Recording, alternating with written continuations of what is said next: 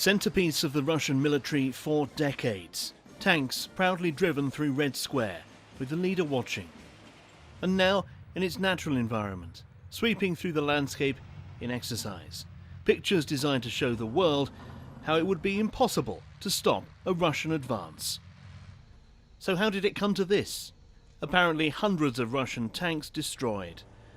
Are the weapon systems being sent by the UK and others so good that they render the tank useless, an obsolete relic of the past? Or is it something else? Every time the tank has been used in combat since World War II, people have posed this question, is the tank now obsolete? And the last significant time that happened was in the Israeli-Arab War of 1973, when a lot of tanks on both sides were taken out with second-generation anti-tank missiles. And now, of course, we're seeing the same thing.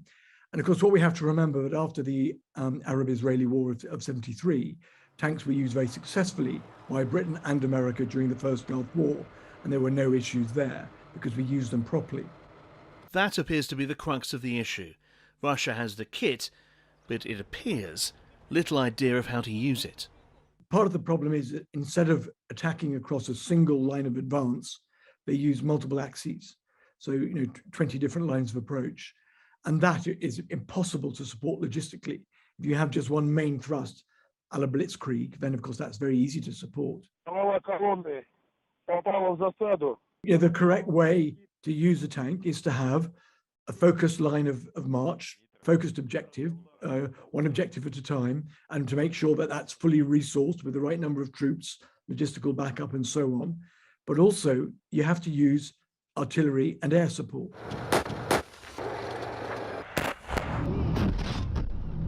From their look to examples of past effectiveness, the tank has become almost talismanic, the embodiment of an army's strength. But in reality, tanks are simply another tool to be deployed in certain circumstances and precise ways. So you need to support infantry with indirect fire, artillery, but also the direct firepower that tanks offer. And that's why they're so important still. And that's why infantry need them. And if you say tanks are obsolete, you're saying that all armoured vehicles are obsolete.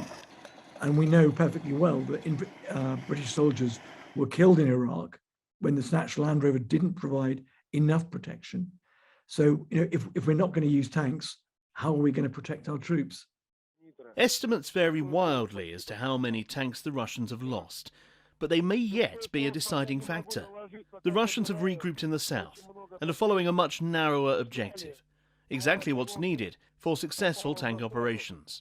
In the last 2 weeks, Kherson, Mariupol, these cities have been reduced to rubble through the use of artillery, and nothing can survive that kind of bombardment. And therefore, the Russians would have had much more freedom to maneuver their armoured vehicles and will have done so. And that's exactly what they will do now, absolutely. So far from being obsolete, the tank may already be playing an effective and potentially game-changing role in the south of Ukraine. Tim Cooper, Forces News. If you enjoyed this video, don't forget to like and subscribe.